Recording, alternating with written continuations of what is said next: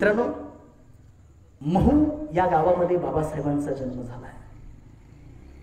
आई भीमाबाई, वडील रामजी. आणि तुम्हाला माहिती असेल की बाबासाहेब लहान असतानाच भीमाईचं निधन झालं आणि त्यांचा सांभाळ त्यांची आत्या मीरा आत्यानं केला. हा इतिहास तुम्हाला माहिती आहे. पण ती बिचारी इतका लाड करायची आपल्या भाच्याचा, प्रचंड प्रेम करायची, कारण बिन आईचं लेकरू आहे. नंतर रामजी बाबांनी लग्न केलं दुसरं, जिजाबाई नावाची दुसरी बायको करून आणली. पण बाबासाहेबांचं आणि या जिजामाईचं कधीच पटलं नाही. बाबासाहेब म्हणायचे म्हणजे छोटा भिवा, ही बाई कोण आली माझ्या घरात, माझ्या बापानं आणली आणि माझ्या आईचे कपडे घालते, माझ्या आईचे दागिने घालते. त्यांचं आणि बाबासाहेबांचं म्हणजे जिजाईचं आणि बाबासाहेबांचं ट्युनिंग कधी जमलं नाही. जे काही प्रेम केलं, आईचं प्रेम ते मीरा आत्यानं केलं. त्यामुळे मीरा आत्या लाड करायची. पण रामजी बाबांच्या लक्षात आलं की पोरग लाडावून ठेवलं तर हे वाया जाणार. इथं सगळे माझ्या समाजातले मायबाप बसलेले आहेत म्हणून सांगतो. आणि केवळ चौगले साहेब हे फक्त माझ्या समाजातल्या मायबापांसाठी नाही आहे. इथं मी मगाशी माणसं मोजली, साधारण 104 ते 105 एवढी माणसं होती. पण या ध्वनी क्षेपकावरून माझा आवाज ज्या ज्या माय माऊल्यांच्या आणि ज्या ज्या भावांच्या कानापर्यंत पोहोचतोय त्यांनी ऐकावं. हे फक्त दलित समाजातल्या आई वडिलांच्यासाठी नाही. रामजी बाबांच्या लक्षात आलं पोरग लाडावून ठेवलं तर हे पोरग वाया जाणार. स्वतः बाबासाहेबांनी सांगितलंय, मी लहान असताना खूप खोडकर होतो, रात्य होतो आणि शेजारचे पाजारचे सगळे मला त्रस्त झालेले होते. कधी एकदा रामजी आंबेडकरांचं कुटुंब त्या सातारा मिलिटरी कॅम्प मधनं इथनं जातंय ह्याची वाट बघत होते, कारण हे पोरग इतकं आगाऊपणा करायचं. हे स्वतः बाबासाहेबांनी सांगितलं. पण बाप कसा असायला पाहिजे हे समजून घ्या. बाबासाहेब ज्या वेळेला शाळेतनं घरी यायचे, रामजी बाबांच्या लक्षात आलं होतं, कारण ते ब्रिटिश आर्मीमध्ये काम करत होते. कारण हे 7 समुद्र पार करून ब्रिटिश लोक, मुठभर लोक आले, पण या देशाचे मालक झाले. कशाच्या जोरावर? तर शिक्षणाच्या जोरावर. शिक्षण असलं तर माणसाला किंमत मिळते. शिक्षण असलं तर माणसाचं कुटुंब बदलतं, घर बदलतं. आणि जर समाज शिक्षित झाला तर समाज बदलतो. हे त्या रामजी आंबेडकरांनी ओळखलेलं होतं. म्हणून छोटा भिवा शाळेतनं आला की भिवाला रामजी बाबा म्हणायचे, भिवा फ्रेश हो, हातपाय धु, हे खा आणि अभ्यासाला बस. त्याला अभ्यासाला बसवायचे, त्याला जेवायला द्यायचे, त्याला झोपवायचे, मग आपण जेवायचे, मग आपण झोपायचे. मध्यरात्र व्हायची, 12 वाजायचे, 1, 2, 3 वाजायचे, 4 वाजायचे आणि 4:30-5च्या दरम्यान पहिला कोंबडा आरवायचा. पहिला कोंबडा आरवला की पुन्हा रामजी बाबा उठायचे आणि छोट्या भिवाला म्हणायचे, भिवा पहिला कोंबडा आरवला, चल फ्रेश व्हा आणि अभ्यासाला बस. भिवाला अभ्यासाला बसवायचे आणि आपण काम करत राहायचे. असं रोज व्हायचं.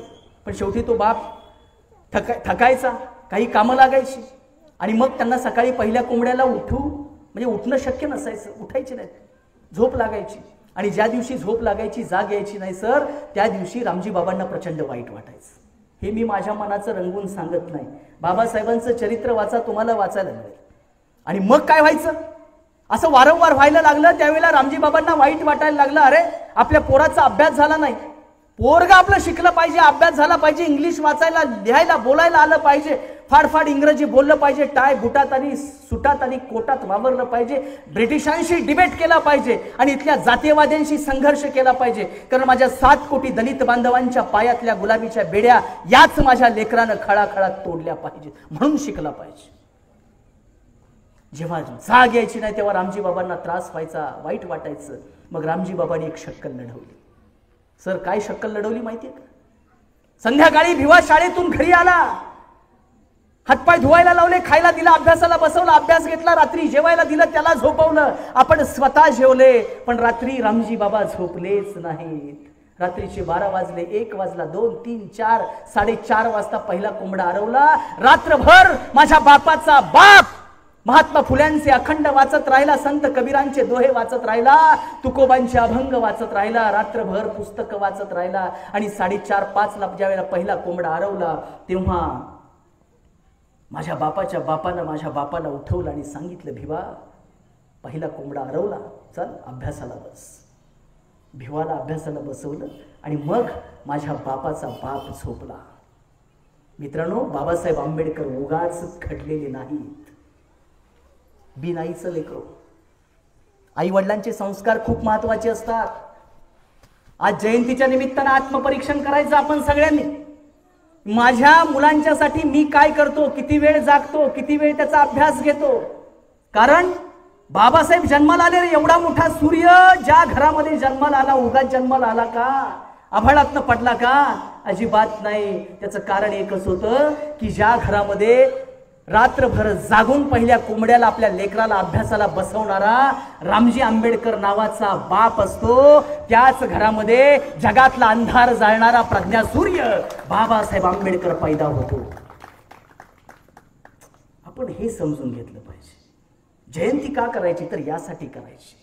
इतिहास स्मरण करायचा आहे, उजाळा द्यायचा इतिहासाला. मी मगाशी सांगितलं, या ताईनं पण सांगितलं की नाचण्यासाठी जयंती साजरी करायची नसते, तर जयंती या महामानवांची पुस्तकं वाचण्यासाठी साजरी करायची असते. अहो पाटील साहेब, 1907 पर्यंत मराठा समाजाला सुद्धा शिकण्याचा अधिकार नव्हता. माझ्या गावा शेजारचे वडगावचे राव बहादूर PC पाटील, पांडुरंग चिमणाजी पाटील, मराठा कुणबी समाजातला पहिला माणूस मॅट्रिक पास झाला. करवीर संस्थानातला शाहू महाराजांनी घोडं पाठवलं आणि म्हणले त्याला घेऊन या त्या पांडुरंगाला, कोण आहे बघू दे मला. आणि मग त्यांना घेऊन आले. पन्हाळ्यावर त्यावेळेला महाराज होते.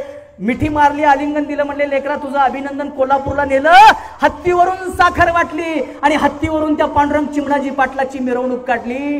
विचार करा, मराठा समाजाला सुद्धा शाहू महाराज राजा असताना अधिकार नव्हता शिकण्याचा. म्हणून ती म्हण होती, घरी लिहून कुणब्या घरी दानं आणि मांगा महारा घरी गाणं. आमच्यातलं पोरग रडायला जरी लागलं की नाही तरी तालात आणि सुरात रडणार. कुठेही क्लास लावण्याची गरज नाही. मी तुमचे डान्स ताई मिस केले. खूप चांगलाच डान्स केला असणार तुम्ही. मी गाणं ऐकत होतो तिकडं, पण तुम्ही चांगलाच डान्स केला. कारण रक्तातच आहे, जेनेटिकली, जीन्समध्ये आमच्या. खरंच जीन्समध्ये. गाणं बेजो वाजला कुठं काय तर 6 महिन्याचं पोरगा असू दे ते चालू करते ते. बघा तुम्ही, काही गोष्टी जीन्समध्ये असतात आपल्या. फायटर जात आहे आपली, फायटर, मिलिटंट. अन्याय सहन करायचा नाही. माहिती ना, 1 जानेवारी 1818 500 लोक होते, फक्त 500. जगाच्या इतिहासातली एकमेव घटना. 500 लोकांनी पेशव्यांच्या 30,000 सैनिकांना पळवून लावलेली आपली अवलाद आहे. हे आपल्या जीनमध्ये आहे ना. पण मुद्दा काय की नाचणं आणि गाणं. गाणं कुणाला जरी सहज उभं केलं तरी अगदी हुबेहूब नक्कल करणार. मग तो उदित नारायण असू दे, लता मंगेशकर असू दे. मी इथं बघितलं होतं, याच भागात कुठले तरी एक सिंगर होते, मातंग समाजातले गायक होते ते. ह्या गावचे ना, हा येस, काय नाव, मोहन कांबळे. ते दोन्ही आवाज काढायचे, जेंट्सचा पण काढायचे आणि लेडीजचा पण काढायचे. आमच्या सदा मास्तरचा बँड फेमस होता आमच्या सरूरला, सदाशिव माने. त्यांच्या बँडमध्ये ते सिंगर होते. म्हणजे काय माणूस होता बघा ना, काय कला होती. म्हणजे कला आमच्या रक्तातच आहे हो. म्हणून आता नाचायचं का आपण नाही, वाचायला पाहिजे. ह्या कलेनं काय पण गावात कुठला पण कार्यक्रम असो, लिंब काढायचा असू दे, देव तिथं आंघोळीसला घेऊन यायचा असू दे, मांगाची हलगी लागतीच, आमचं काहीतरी लागतंच तिथं. आणि काहीच नसलं तरी आमच्यातली 2-3 100% ताई अशा असतात, बिन बोलवता जाऊन मी विना मानधन एंटरटेनमेंट करतात सगळ्या गावात, विना मानधन. हे बदललं पाहिजे ना. म्हणून नाचण्याऐवजी वाचण्याला प्राधान्य देणारा समाज निर्माण करणं म्हणजे या सगळ्या महापुरुषांना आदरांजली वाहणं आणि अभिवादन करणं. एक किस्सा सांगतो सर, विषयांतर होईल पण गरजेचं आहे सांगणं. 1962 ज्या वेळेला युद्ध झालं ना चीन बरोबर, तेव्हा म्हणजे यशवंतराव चव्हाण साहेब संरक्षण मंत्री होते. आपल्या देशाकडे कुठली साधनं नव्हती, ना मिग विमान होतं ना राफेल होतं. जे काय होतं त्याच्या आधारे आपल्याला चीन बरोबर लढायचं होतं. पण या लोकांकडे साधे बूट नव्हते, मिलिटरीकडे आपल्या फाटके बूट होते. आपण या लोकांना आता मिलिटरी जवानांना आपल्याला एनर्जी द्यायची आहे, त्यांचा कॉन्फिडन्स वाढवायचा, मनोबल वाढवायचं आहे. मग काय करायचं, चव्हाण साहेबांनी सगळ्या PA लोकांना विचारलं तर ते म्हणाले यांच्यासाठी एक आपण एंटरटेनमेंटचा कार्यक्रम करूया. आपण आता काय करणार ना, आपल्याकडे ना साधन आहेत काय नाही, ह्यांना म्हणून चला लढायचं आहे आपल्याला, पण एक मनोरंजनाचा कार्यक्रम युद्धाच्या आधी आपण त्यांना हे करायचा. मग कुणाचं सिलेक्शन केलं माहितीये का, बॉर्डरवर सैनिकांचं मनोबल वाढवण्यासाठी कलेमधली ताकद काय आहे, आणि ती आमच्या माणसांनी सगळी जपलेली आहे. बॉर्डरवर, चीन बॉर्डरवर तिथं -°C मध्ये हिमालयाच्या कुशीत एंटरटेनमेंटचा कार्यक्रम करायचं ठरलं. आणि मंगला बनसोडे यांची आई विठाबाई, भाऊमांग, नारायण गावकर यांचा कार्यक्रम बॉर्डरवर ठेवला आणि मग सैन्याचा आपला कॉन्फिडन्स वाटला, एनर्जी मिळाली, चाल आता वाजवायचं आपण. हे तर वाजलंय की नाही ढोलकीच्या थापेवर, तसं आपल्याला पण वाजवायचं आहे. जे हातात आहे त्यानं वाजवायचं आहे आणि या चिन्या बसक्या तोंडांचा पराभव करायचा आहे. हे असं त्या मिलिटरी मॅननी ठरवलं. एवढी मोठी कलेत ताकद आहे. त्यामुळे हात जोडून विनंती आहे की कला आमच्या रक्तात आहे, नाचणं गाणं हे आमच्या रक्तात आहे, पण आता कुठंतरी ते थांबूया. आणि जर थांबवता नाही आलं तर असं प्रोफेशनल काहीतरी करूया, असं प्रोफेशनल काहीतरी करूया की इंडियन आयडॉल पहिला जो झाला तो आमचा झाला, अभिजित सावंत झाला, आमचा तो कोसंबी झाला, असं काहीतरी करूया. बस प्रतिष्ठा मिळाली पाहिजे. कारण आपली लढाई आपल्या बापानं लिहून ठेवलंय, आपली लढाई भाकरीसाठी लढाई नाही. आमचे बाप जादे, आमचे आजी आजा भाकरी मागून आणून आम्हाला जतन केलं म्हणून आमचे हे आज दिवस आले. मगाशी मला सर सांगत होते आमचं जुनं घर दुसरं आहे, आम्ही त्याच घरात राहत होतो. आज एका महालात गेल्यासारखं मला वाटलं तिथं.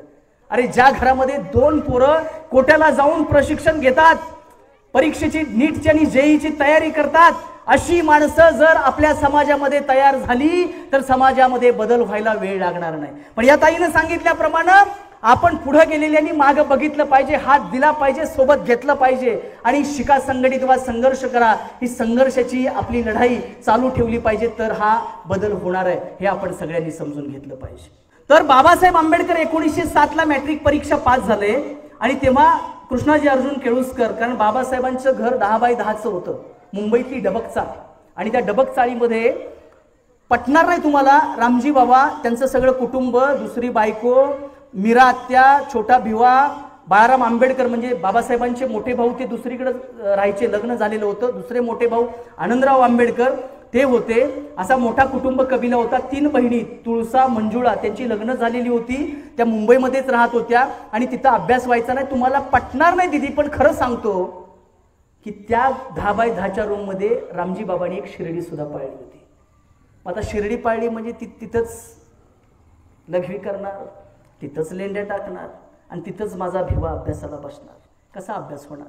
मग भिवा काय करायचा, बाहेर जायचा गार्डनमध्ये, कॉर्पोरेशनच्या सार्वजनिक गार्डनमध्ये, आणि तिथं अभ्यास करायचा कॉर्पोरेशनच्या त्या नाईट लॅम्पच्या खाली. आणि कृष्णाजी अर्जुन केळुस्करांनी बघितले पोरगा अभ्यास करते, विचारलं कोण, कुठला गाव काय तुझं? तर माझा बाप मिलिटरी मॅन, रिटायर पेन्शनर आहे, मी अभ्यास करतोय. मॅट्रिक परीक्षा पास झाली 1907ला. आणि कृष्णाजी अर्जुन केळुस्करांनी, हे मराठा कुणबी जातीतले कृष्णाजी अर्जुन केळुस्कर, मराठा समाजाचे उपकार आम्ही कधी विसरणार नाही, ते मी सांगणार आहे. तर कृष्णाजी अर्जुन केळुस्करांनी बुद्धचरित्र स्वतः लिहिलेलं बाबासाहेबांच्या हातात दिलं आणि सयाजीराव गायकवाड महाराजांची भेट घालून दिली. आणि मग बाबासाहेब आंबेडकर BA पास झाले. पण BA पास होतानाचा मी सगळ्यांसाठी सांगतोय, इतिहास का काढायचा असतो तर त्यातनं आपल्याला लढण्याचं बळ मिळालं पाहिजे. तर काय झालं की इतिहास म्हणजे जेव्हा BAला ॲडमिशन घेतलं तेव्हा बाबासाहेबांना संस्कृत विषय घ्यायचा होता.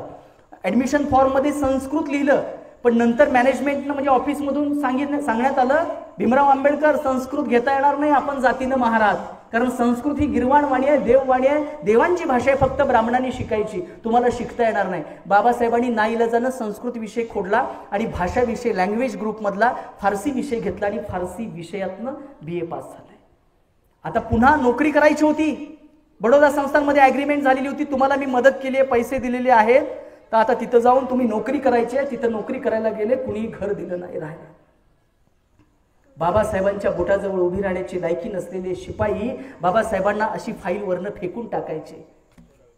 आणि सिडनहॅम कॉलेजमध्ये बाबासाहेब ज्यावेळेला प्राध्यापक होते तेव्हा तहान लागली, बाबासाहेब आंबेडकरांना तहान लागली, शिपायाला सांगितलं तहान लागली आहे, तांब्या भरून पाणी आणा. त्यावेळेला ते शिपायानं उत्तर दिलं, तुम्ही बॅरिस्टर असाल, तुम्ही मोठे प्रोफेसर असाल, पण तुम्हाला जर पाणी दिलं तर बाट होईल, शिवाशिव होईल. तुमच्यासाठी वेगळी घागर ठेवली आहे, त्या तांब्यातलं उठा आणि घशाला कोरड पडली असलं तर तिथलं पाणी प्या. माझ्या बापाचा अपमान केला, पण बापानं मनात काही ठेवलं नाही, कारण बुद्धाचा विचार बाबासाहेब आंबेडकरांनी मानला आणि सगळ्यांना दिलं, भरभरून दिलं सगळ्यांना. अरे या माणसानं स्वतः कमावलं, सयाजीराव गायकवाड महाराज असतील किंवा आमचे शाहू महाराज असतील, यांच्या सहकार्यानं आपल्या अथक परिश्रमामधून कमवलं. ते कमवलं ते फक्त स्वतःचं घर भरलं नाही, आपल्या समाजाचं घर भरलं नाही, तर सगळ्या देशवासियांच्या वरती खैरात केली, त्यांच्यावरती सगळं उधळलं. जे कमवलं ते या भारतातल्या प्रत्येक माता भगिनीवर आणि माझ्या भावंडावर उधळण्याचं काम माझ्या बापांनी केलं. माझा बाप हा संकुचित वृत्तीचा नव्हता, मोठ्या मनाचा होता. आता कसा तुम्ही म्हणाल पुरावा द्या. बाबासाहेबांनी सगळ्यांसाठी केलं. आम्ही तर म्हणतोय दलितांचे कैवारी होते. एम.वाय. कांबळे सर तिसरीत असताना मी धडा, आम्हाला इतिहासाचं पुस्तक होतं आणि त्यात तो धडा होता दलितांचे कैवारी डॉक्टर बाबासाहेब आंबेडकर. आम्हाला पण वाटलं हो हो दलितांचे कैवारी डॉक्टर बाबासाहेब आंबेडकर. पण नंतर पुस्तकं वाचत गेलो तेव्हा लक्षात आलं की बाबासाहेब आंबेडकर हे फक्त दलितांचे कैवारी नाहीत, तर या भारत भूमीचे कैवारी म्हणजे डॉक्टर बाबासाहेब आंबेडकर आहेत. आणि ते मी तुम्हाला सांगणार आहे, ते तुम्हाला सांगणार. तर बाबासाहेब आंबेडकरांनी म्हणजे ज्ञानामध्ये काय ताकद असते बघा. बाबासाहेब आंबेडकर कोलंबिया विद्यापीठामध्ये गेले. मला फार बरं वाटलं की इथं माझ्या तिन्ही बहिणींनी खूप चांगलं भाषण केलं. इथं पुढं आल्या तरी कॉन्फिडंटली बोलल्या. ही बाबासाहेबांची कमाई आहे, ही बाबासाहेबांची पुण्याई आहे. कसं बाबासाहेब आंबेडकरांनी तिथं काय दिवस काढले, कोलंबिया विद्यापीठात गेले. महाराजांची फेलोशिप होती. साहेब पटणार नाही तुम्हाला, पण जेवणाचे पण वांदे होते कोलंबिया विद्यापीठामध्ये परदेशामध्ये. आणि ज्या भाड्याच्या घरात बाबासाहेब राहायचे त्याच घराची मालकीन बाबासाहेबांना डबा द्यायची, पण बाबासाहेब डबा घेऊन यायचे नाहीत. पापडाचे आणि ब्रेडचे सुके तुकडे लंच ब्रेकमध्ये खायचे त्या विद्यापीठाच्या लायब्ररीमध्ये. पहिल्यांदाच 5:45ला तिथं अभ्यासाचं साहित्य घेऊन गेलेला एक विद्यार्थी असायचा आणि रात्री 12 वाजेपर्यंत तिथं अभ्यास करत असलेला एक विद्यार्थी असायचा. त्या लायब्ररीयनला तिथं जवळ यायला लागायचं आणि सांगायला लागायचं, मिस्टर लायब्ररीची वेळ संपली, आता जावा तुमच्या घरामध्ये आणि तिथं अभ्यास करा. बघा, पहिल्यांदा जाणारा विद्यार्थी आणि शेवटी बाहेर पडणारा विद्यार्थी. दुपारच्या लंच ब्रेकमध्ये फक्त पापडाचे तुकडे आणि ब्रेडचे तुकडे खाणारा विद्यार्थी. एकतर पैसे नव्हते आणि जर त्या घर मालकिनीकडनं ब्रेड आणि काही करी म्हणजे आमटी वगैरे जर आणलं, विचार करा, इमेजिन करा, फक्त आमटी बुडवून जर ते ब्रेड खाल्ला तर ती आमटी हाताला लागणार आणि ते हात धुवायला वॉश बेसिनला जावं लागणार. ती 2 मिनिटं माझी वेस्ट जाणार. एवढं सोपं नाही बाबासाहेब होणं. ती 2 मिनिटं माझी वेस्ट जाणार, त्यापेक्षा मी ब्रेडचे तुकडे खाईन, सुके पापडाचे तुकडे खाईन आणि हात धुवायला मी जाणार नाही, असं म्हणणारे बाबासाहेब आंबेडकर. ते तिथं गेलेले होते आणि तिथून जेव्हा परत आले PhD पदवी घेऊन, तेव्हा पेपरमध्ये बातमी आली की भीमराव रामजी आंबेडकर नावाचं एक महाराजचं पोरग PhD पदवी मिळवून भारतात परत आलं. बातमी कोणी वाचली माहितीये का? राजर्षी शाहू महाराज. गाडी काढली महाराजांनी. माझा राजा किती मोठा होता माहितीये का रे? साधी गोष्ट नाहीये. हे विचार पचवणं, हे विचार समजून घेणं ही साधी गोष्ट नाही. आभाळा एवढ्या उंचीची माणसं आहे ती. बाबासाहेब PhD होऊन परत आले म्हणून शाहू महाराजांनी ती बातमी ऐकली, वाचली, माहिती झालं त्यांना. गाडी काढली, 4 कार्यकर्ते बरोबर घेतले, अधिकारी भायखळ्याला गेले. मुंबईमध्ये डबक चाळीमध्ये, त्या डबक चाळीमध्ये अशी एंट्री, ही चाळ आहे समजा, इथनं चाळीतनं असे आत आले, मेन रस्त्यातनं आत आले आणि खास कोल्हापुरी ढंगात बाबासाहेबांना आवाज दिला राजर्षी शाहू महाराजांनी, अहो बाबासाहेब कुठं आहे सा? आम्ही तुम्हाला भेटायला आलोय. बाबासाहेबांनी खिडकीतनं बघितलं तर साक्षात शाहू महाराज, छत्रपती शिवाजी महाराजांचे वारसदार, गादीचे, विचाराचे, रक्ताचे वारसदार, स्वतः मोटारीतून आपल्या गाडीमधून शाहू महाराज बाहेर पडतायत. बलदंड शरीर एसटीचा माझा राजा, मोठ्या मनाचा राजा. आणि त्यावेळेला तुम्हाला पटणार नाही पण खरं आहे, पुरावे आहेत. मी माझ्या मनाचं नाही सांगत आहे की बाबासाहेब आंबेडकर बनियनवर होते आणि लुंगीवर होते. आणि बाबासाहेब शाहू महाराज रूममध्ये येत आहेत तोपर्यंत बाबासाहेबांनी सूट वगैरे घातला, कोट त्यांचा घातला. माता रमाई भरलेला पाण्याचा तांब्या घेऊन महाराजांना सामोरी गेली आणि तांब्या दिला, घटाघटा पाणी प्याले आणि बाबासाहेबांना मिठीत घेतलं, मिठी मारली. या जगाच्या इतिहासातला एक अविस्मरणीय क्षण आहे. शाहू महाराजांनी बाबासाहेबांना मिठी मारली आणि म्हणतात कसे, भीमराव तुमचा आम्हाला अभिमान वाटतो, तुमचं अभिनंदन, तुम्ही खूप मोठं काम केलंय भीमराव, इथून पुढे सुद्धा तुम्ही खूप मोठं काम करा, तुम्ही एकटे नाही आहात, ही कोल्हापूरची गादी हिमालयाप्रमाणे तुमच्या पाठीमागे आहे. क्षेम कुशल विचारतात, अरे राजा माझा केवढा मोठा. रमाईला बहिणीचं नातं लावतात आणि बाबासाहेबांना म्हणतात, माझी अक्का तब्येतीनं फारच अशक्त झाल्यासारखी वाटते मला, तिला पन्हाळ्याला हवा पालटायला पाठवून द्या. अरे राजा शिवाजी महाराजांचा वारसदार रमाईला अक्का म्हणतो, बहिणीचं नातं लावतो. तुमच्या माहितीसाठी सांगतो, शाहू महाराजांचं निधन झाल्यानंतर सुद्धा राजाराम महाराज बाबासाहेब आंबेडकरांना मामा म्हणून हाक मारायचे. किती ग्रेट आहे. आत्या आणि मामा काय, अरे डोळ्यात पाणी येतं, हृदय भरून येतं हे सगळं ऐकल्यानंतर. बाबासाहेब संकोचून गेलेले होते. बाबासाहेब म्हणाले, शेवटी जाता जाता क्षेमकुशल झालं आणि निरोपाची वेळ आली. त्यावेळेला सर बाबासाहेब म्हणाले धाडस करून शाहू महाराजांना, महाराज तुम्ही इथं कशाला येण्याची तसदी घेतली? तुम्ही फक्त एक हाक मारायची ना, मी उद्याचा सूर्य उगवायच्या आत हा भीमराव आंबेडकर कोल्हापूरच्या राजवाड्यात हजर झाला असता. काय म्हणले?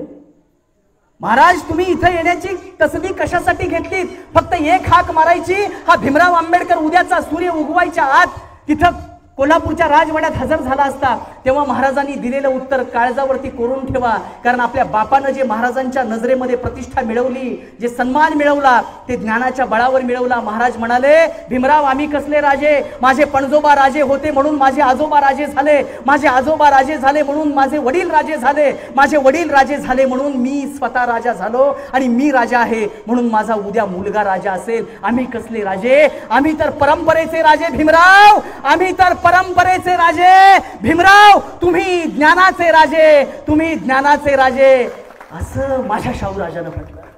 अंगावर रोमांच उभे राहतात हा इतिहास ऐकताना, सांगताना, वाचताना.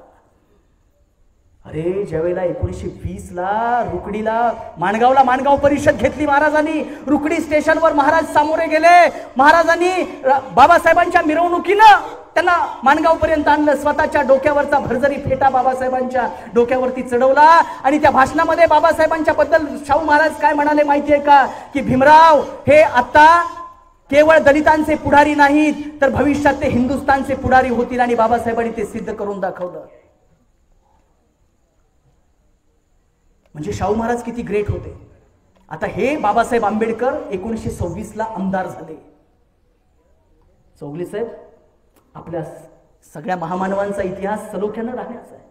मराठा दलित, मराठा ओबीसी असं काही भांडण नाही. अरे माळ्याच्या महात्मा फुलेंनी आपल्या सगळ्यांच्या पोराबाळांसाठी मोठा लढा उभा केला. एका अस्पृश्य जातीतल्या बाबासाहेबांनी या देशावरती संविधान दिलं, आणि संविधानामुळे आज आपण या ठिकाणी आहोत.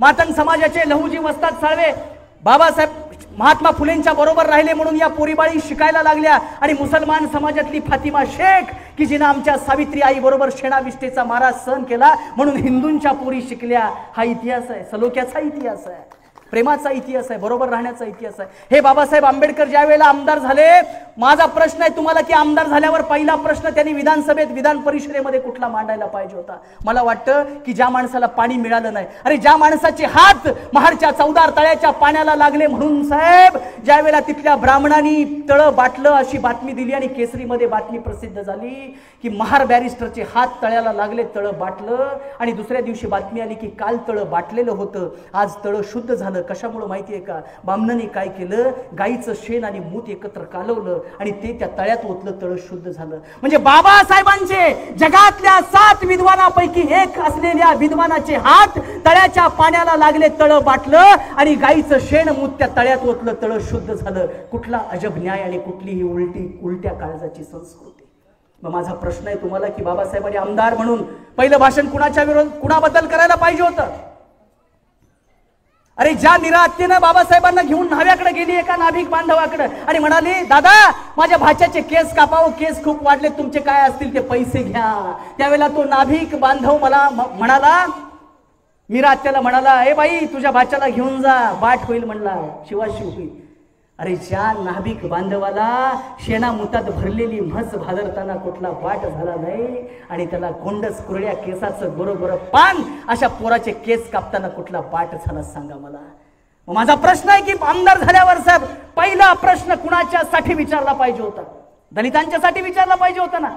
पण इतिहास साक्षीला आहे, इतिहासाची पानं चाळा, तुम्हाला कळेल. आमदार झाल्यावर पहिला प्रश्न बाबासाहेब आंबेडकरांनी मुंबईच्या असेंब्लीमध्ये मांडला, तो मराठा कुणबी जातीच्या शेतकऱ्यांसाठी मांडला. कोकणामधले खोत सगळे जे होते, जे सावकार होते, इनामदार होते, मुस्लिम, ब्राह्मण आणि मराठा जातीतले असायचे, पण सामान्य गोरगरीब मराठ्यांचं आणि कुणब्यांचं ते शोषण करायचे. त्यांच्यावर कारवाई झाली पाहिजे आणि कुळांना जमिनी मिळाल्या पाहिजेत. या बाबतीमध्ये पहिला प्रश्न बाबासाहेब आंबेडकरांनी मांडला. म्हणजे बाबासाहेब आंबेडकरांनी सगळ्यांसाठी काम केलं ना. घटनेतलं कलम क्रमांक 1 या देशाला नाव निश्चित झालं. हा देश यापुढे भारत आणि इंग्रजीमध्ये इंडिया या नावाने ओळखला जाईल. घटनेतलं कलम क्रमांक 12 सगळे अन्यायी कायदे रद्दबातल झाले. घटनेतलं कलम क्रमांक 14 या देशात एकच कायदा असेल, इंडियन पिनल कोड, भारतीय दंड संहिता, आणि कायद्यासमोर सगळे समान असतील. कलम क्रमांक 14 ते सगळे 18 पर्यंतची सगळी कलम समतेची कलम. या देशातली अस्पृश्यता नष्ट झाली. इथं लिंग, भाषा, प्रदेश, प्रांत याचा कुठलाही भेदभाव नाही. सगळे भारतीय एक. आम्ही वी द इंडियन पीपल. मग अशी गाणं लावलं होतं, आम्ही भारताचे लोक, आम्ही भारताचे लोक, सगळे एक आहोत. हा संदेश एकतेच्या सूत्रामध्ये गुंफण्याचा बाबासाहेब आंबेडकरांनी दिला. 1922 सगळी स्वातंत्र्याची कलम. अभिव्यक्ती स्वातंत्र्य, अरे मी विचार स्वातंत्र्य, माझं विचारांचं स्वातंत्र्य. मी चित्र काढू शकतो, बोलू शकतो, लिहू शकतो, कविता म्हणू शकतो. मी बोलणार, मी कविता लिहिणार, कारण लिहिणं, बोलणं आणि वाचणं हा माझा अधिकार आहे, संवैधानिक अधिकार आहे. अरे माझ्यासारखं गाव कुसाबाहेरचं मांगवाड्यातलं एक पोरग हे धाडसानं प्रधानमंत्र्याला सुद्धा का भिडू शकतं, तर माझ्या पाठीमागं माझ्या बापानं लिहिलेलं भारतीय संविधान आहे, म्हणून मी कुणालाही घाबरू शकत नाही. आणि हे फक्त माझ्यासाठी नाहीये, हे तुमच्या सगळ्यांच्यासाठी.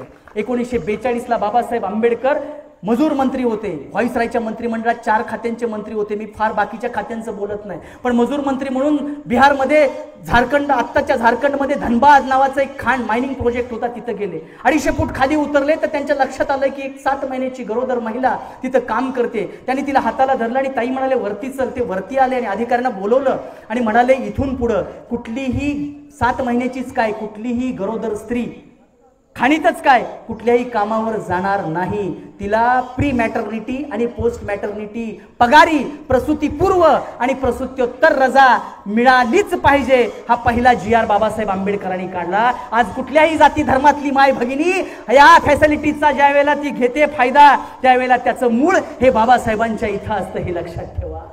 बाबासाहेब कुणाचे? फक्त दलितांचे? अरे महाडच्या 14 तळ्याचा सत्याग्रह केला, पण मनुस्मृती जाळली. ती कुणासाठी जाळली? आज इथं चौगले साहेब आहेत, मला आनंद आहे की उपसरपंच आहेत, कामं असतील, पण माझं भाषण ऐकायला अजून इथं थांबलेले आहेत. पाटील साहेब या ठिकाणी बसलेत. या भर चौकामध्ये या गावातली काही लोक इथं भाषण ऐकायला आलेत. मनुस्मृतीचं दहन, मनुस्मृतीला राख रांगोळी बाबासाहेबांनी केली, ती कुणासाठी केली? बऱ्याच जणांचा गैरसमज आहे. म्हणजे गावातल्या लोकांचा समज आहे आणि आमचाही. आम्हाला वाटतं की आमच्यासाठीच जाळली आणि त्यांना वाटतं की नाही नाही नाही त्यांच्यासाठीच जाळली. बाबासाहेब त्यांचेच. पण मला सांगा, जी मनुस्मृती सांगते की पिता रक्षती कौमार्ये भ्राता रक्षती यौवने, लहान असताना स्त्रीचं रक्षण हा तिचा बाप करेल आणि तरुण असताना तिचा नवरा करेल आणि म्हातारी झाल्यावर तिचं रक्षण तिचा मुलगा करेल. स्त्रीला स्वातंत्र्य देऊ नका. लिहिण्याचं, वाचण्याचं, बोलण्याचं, शिकण्याचं, निर्णय घेण्याचं, कपडे घालण्याचं, काहीही तिला स्वातंत्र्य देऊ नका.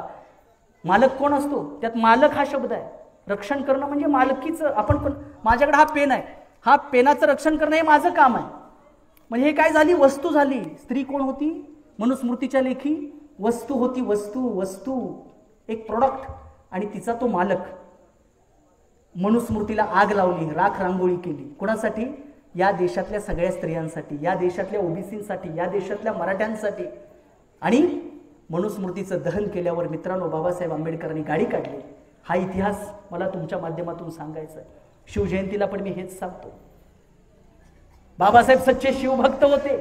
आपल्या लेटर पॅडवर जय शिवराय लिहायचे. ढाल तलवार हा सिम्बॉल त्यांच्या लेटर पॅडवर होता. बदलापूरला 1929ला त्यांनी जाहीर सभा घेतली. शिवाजी महाराजांच्या जन्माला 300 वर्ष पूर्ण झाली. त्रिशताब्दी वर्ष होतं. महाराजांची जयंती या भारतात जल्लोषात साजरी करणारा खराखुरा मावळा कोण असेल तर ते भारतरत्न डॉक्टर बाबासाहेब आंबेडकर आहेत. मग मराठा दलित वाद कशासाठी? तर त्या दिवशीचा इतिहास असा आहे. 25 डिसेंबर 1927 मनुस्मृतीला राख रांगोळी केली, काडी लावली. बाबासाहेबांनी गाडी काढली. ड्रायव्हरला म्हणले चल आपल्याला जायचं आहे. ड्रायव्हरने विचारलं साहेब कुठं जायचं आहे? म्हणाले आपल्याला पाचाडला जायचं आहे. पाचाडला काय आहे? पाचाडला मा जिजाऊंची समाधी आहे.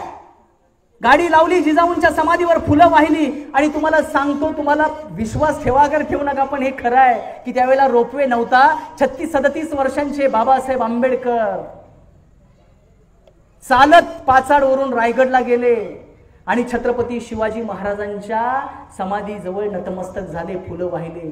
कदाचित शिवाजी महाराजांच्या समोर बाबासाहेब आंबेडकर असं म्हणाले असतील की राजे, 350 वर्षापूर्वी ज्या मनुस्मृतीनं तुमचा शूद्र म्हणून अपमान केला आणि तुम्हाला राज्याभिषेक नाकारला, त्या मनुस्मृतीची राख रांगोळी करून तुमच्या अपमानाचा बदला घेऊन हा तुमचा सच्चा मावळा तुम्हाला मुजरा करायला रायगडावरती आलेला आहे. मग मला सांगा, बाबासाहेब कुणाचे? बाबासाहेब सगळ्यांचे आहेत ना. अरे 340व्या कलमाप्रमाणे ओबीसीना आरक्षण मिळालं, आज मराठा समाज आरक्षण मागतोय, तो 340व्या कलमाप्रमाणे मागतोय. समजून घ्या. त्यामुळे बाबासाहेबांनी फक्त एकट्यासाठी काम केलेलं नाही, शेतकऱ्यांसाठी प्रचंड मोठं काम केलं. या देशातलं पहिलं धरण, भाकरा नांगलचं धरण उभा करण्यामध्ये बाबासाहेबांचं डोकं होतं, त्यांची डिझाईन होती. त्यांनी जलमंत्री, जलसंपदा मंत्री असताना जल आयोग निर्माण केला, त्या धरणासाठी फंड रिलीज केला व्हाईसरायच्या मंत्रिमंडळामध्ये, आणि ते धरण पूर्ण केलं आणि मग हरित क्रांती झाली या देशामध्ये. बाबासाहेब किती द्रष्टे होते बघा. त्या धरणाचं ज्यावेळेला लोकार्पण झालं त्यावेळेला पंडित जवाहरलाल नेहरूंनी त्याचं उद्घाटन केलं आणि नेहरू साहेब त्या भाषणामध्ये, उद्घाटनाच्या साहेब असं म्हणाले की ही धरणं म्हणजे पवित्र जलमंदिरं आहेत आणि या जलमंदिरातून या देशामध्ये हरित क्रांती होणार. त्यावेळेला खोसला साहेब म्हणून त्या जल आयोगाचे अध्यक्ष होते, ते आभाराच्या भाषणामध्ये असं म्हणाले की नेहरूजी म्हणाले की हे पवित्र जलमंदिर आहे, पण नेहरू साहेब, मी पुढे जाऊन सांगतो की या जलमंदिराचा पाया डॉक्टर बाबासाहेब आंबेडकरांनी घातलेला आहे. शेतकऱ्यांसाठी धरणं बांधणारा भीमराव आंबेडकर, स्त्रियांसाठी कायदे करणारा भीमराव आंबेडकर, दलितांना माणसात आणणारा आणि त्यांना सांगणारा की भाकरीपेक्षा इज्जत प्यारी आहे. अरे इज्जतीनं राहा, 1000 दिवस शेळी होऊन जगण्यापेक्षा 1 दिवस वाघासारखं जगा किंवा मरा, त्या मरण्याला किंमत आहे, लाचारपणे जगण्याला किंमत नाही, हे सांगणार आमचा बाप भीमराव बाबासाहेब आंबेडकर. डिग्री काय काय त्यांच्या? डिग्री माहिती आहेत त्यांच्या? BA, MA, MSc, DSc, bar at law, DLitt, LLD. Columbia विद्यापीठानं 250 वर्ष पूर्ण झाल्याबद्दल सर्वोत्कृष्ट विद्यार्थी निवडायचं काम केलं. मी बाकीचं काही सांगत नाही. 999 मध्ये कोण होते, 900 मी मायनस करतो, पण पहिल्या नाही 990 मायनस करतो, पण शेवटचे जे 10 उरले ना, त्या 10 मध्ये 8व्या नंबरला E=mc² मांडणारा तन्मय अल्बर्ट आइन्स्टाईन होता 8व्या नंबरला, आणि 1 नंबरला होते डॉक्टर बाबासाहेब आंबेडकर. आपण हा संस्कार घेऊया असं मला वाटतं, कारण या सगळ्या माणसांनी खूप मोठं काम केलंय. आज माझ्या माय भगिनी मोठ्या थाटामाटात इथं आलेल्या आहेत, पण आपल्याला शाळेत जाण्याचा अधिकार नव्हता. या महात्मा फुलेनी, सावित्रीबाईंनी, फातिमा शेखनी, लहुजी साळवेनी पहिल्या बॅचच्या पोरींना पोत्यात घालून नेलंय शाळेमध्ये, आणि पोत्यातनं जाणारी ती पहिली मुलींची पिढी. आणि आज माझी ही ताई इथनं कोतोलीतनं कोल्हापूरला जात असताना सकाळी 7ला उठत असेल, आई नाश्ता देत असेल, छान हलकासा परफ्यूम वगैरे लावून गाडीवर बसते, सॅक अडकवते आणि किक पण मारत नाही, कारण हँडेलला पुढच्या उजव्या बाजूला स्विच आहे, स्विच मारते, भुरकन माझी ताई कोल्हापूरला निघून जाते. पोत्यातनं आज स्कूटीवरनं तुमचा हा जो प्रवास आहे ना, तो यांच्यामुळे प्रवास आहे. अण्णाभाऊ साठे 1.5 दिवस शाळेत गेलेला माणूस रशियामध्ये सन्मानपूर्वक बोलवलं आणि तिथं त्यांचा सन्मान झाला. हे समजून घ्या. यांच्याकडून संघर्षाचे संस्कार घ्या, ज्ञानाचे संस्कार घ्या. बाबासाहेबांच्या बद्दल शेवटी जाता आता एवढंच सांगतो की बाबासाहेब सगळ्यांचे होते. हे सगळे महापुरुष सर्व जाती धर्माचे, एका जातीसाठी त्यांनी काम केलेलं नाही, सगळ्यांसाठी काम केलंय. एका कवीनं खूप छान म्हटलंय, त्या 4 ओळींनी मी माझ्या भाषणाची सांगता करतो.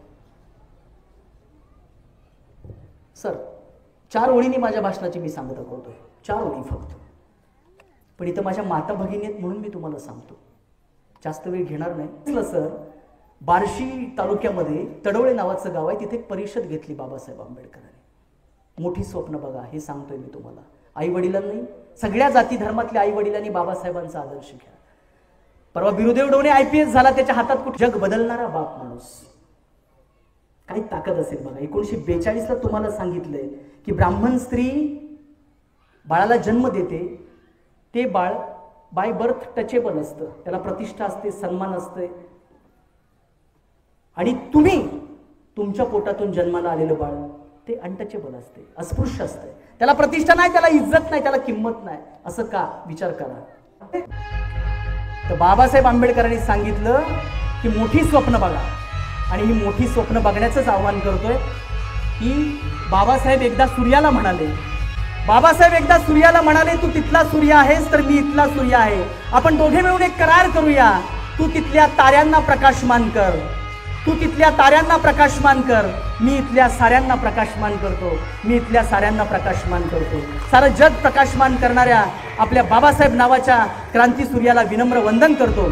आणि माझ्या ज्या मित्राची आज वरात आहे त्याला सुद्धा नवीन आयुष्याच्या शुभेच्छा देऊन, आपल्या सगळ्यांना शुभेच्छा देऊन मी या ठिकाणी रजा घेतो. जय भीम, जय शिवराय, जय भारत.